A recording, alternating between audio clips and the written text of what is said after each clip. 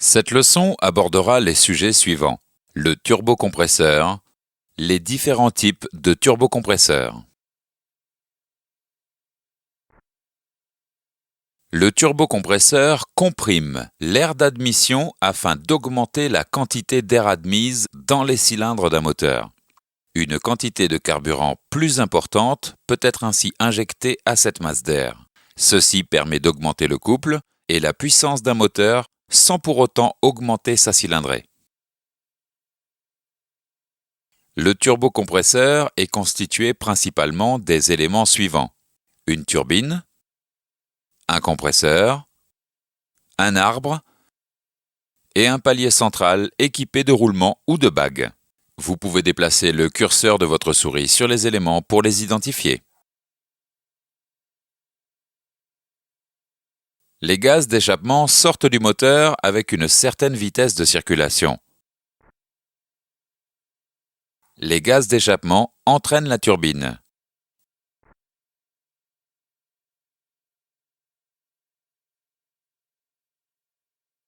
L'arbre transmet le mouvement de la turbine au compresseur. Le compresseur alimente ainsi le moteur en air sous pression. Le palier central en contact avec les gaz d'échappement s'échauffe. Le compresseur est protégé de la chaleur par le palier central. Le circuit d'huile assure le refroidissement et la lubrification des éléments du palier central. Certains turbocompresseurs possèdent un passage d'eau relié au circuit de refroidissement du moteur pour dissiper la chaleur. L'air en sortie de compresseur s'échauffe. Pour augmenter la performance de certains moteurs, un échangeur d'air est rajouté. Cliquez sur l'échangeur. L'échangeur abaisse la température de l'air comprimé pour augmenter la quantité admise dans les cylindres. La vitesse de la turbine dépend de la vitesse de sortie des gaz d'échappement. Pour limiter la vitesse de rotation du compresseur et éviter l'emballement et la destruction du turbocompresseur, il suffit de dévier une partie des gaz d'échappement. C'est le rôle de la soupape de décharge. Cliquez sur la soupape. Lorsque la pression de suralimentation atteint une certaine limite, la soupape de décharge s'ouvre et évacue une partie des gaz d'échappement. Certaines soupapes de décharge sont pilotées par le calculateur d'injection. Faisons maintenant quelques exercices avant de continuer. Quel élément limite la vitesse du turbocompresseur? Identifiez les éléments du turbocompresseur.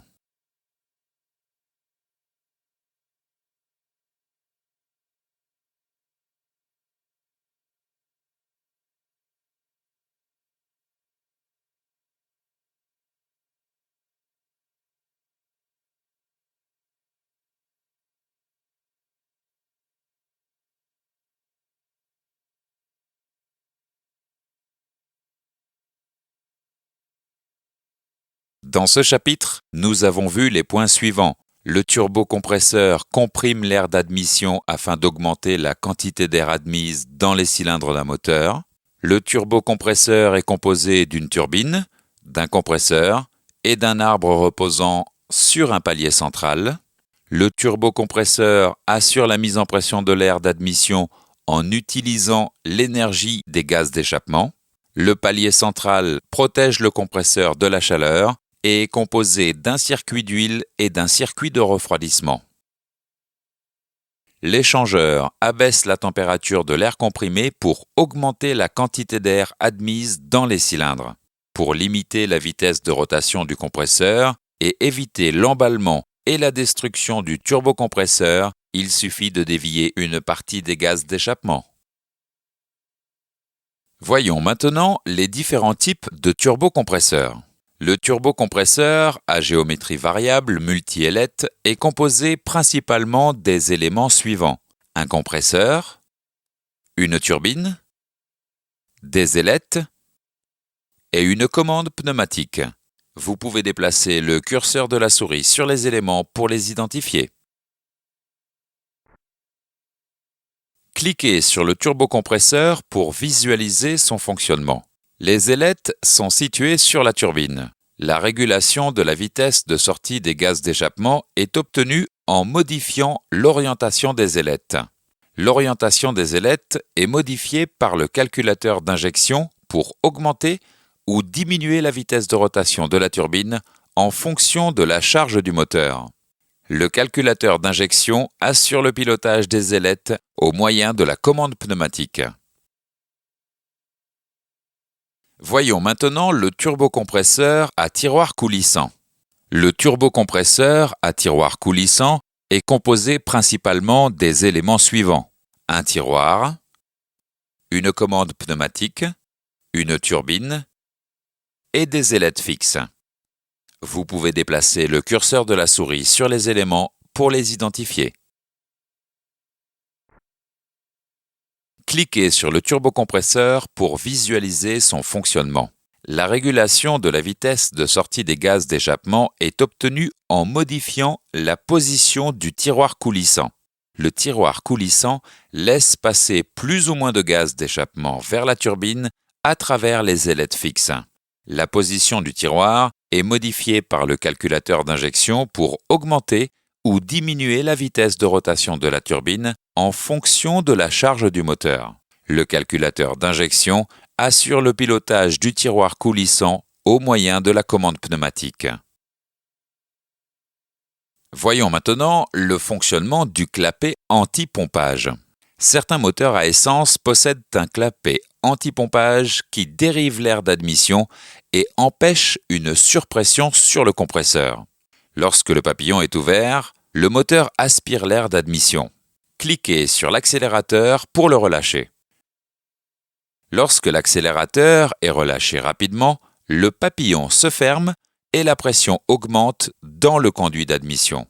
C'est le phénomène de pompage. Le clapet s'ouvre alors et fait chuter la pression. Attention, le pompage peut entraîner des dommages au compresseur. Certains moteurs sont équipés d'un turbocompresseur à double conduit d'échappement. Cette configuration améliore l'efficacité du turbocompresseur en uniformisant l'arrivée des gaz d'échappement sur la turbine. Les gaz d'échappement des cylindres 1 et 4 et les gaz d'échappement des cylindres 2 et 3 arrivent séparément sur la turbine. Faisons maintenant un exercice avant de continuer. Identifiez le type de turbocompresseur.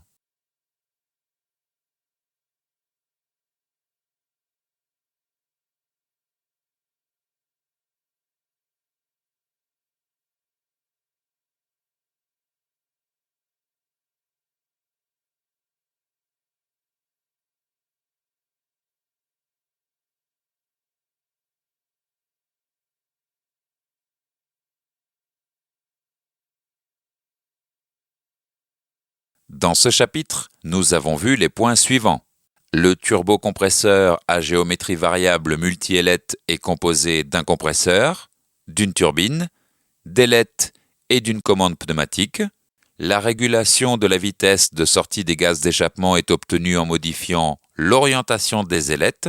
Le turbocompresseur à tiroir coulissant est composé principalement d'un tiroir, d'une commande pneumatique, d'une turbine et d'ailettes fixes. La régulation de la vitesse de sortie des gaz d'échappement est obtenue en modifiant la position du tiroir coulissant. Certains moteurs à essence possèdent un clapet anti-pompage qui dérive l'air d'admission et empêche une surpression sur le compresseur. Certains moteurs sont équipés d'un turbocompresseur à double conduit d'échappement. Cette leçon est maintenant terminée. Voici un récapitulatif des chapitres que nous avons vus dans cette leçon.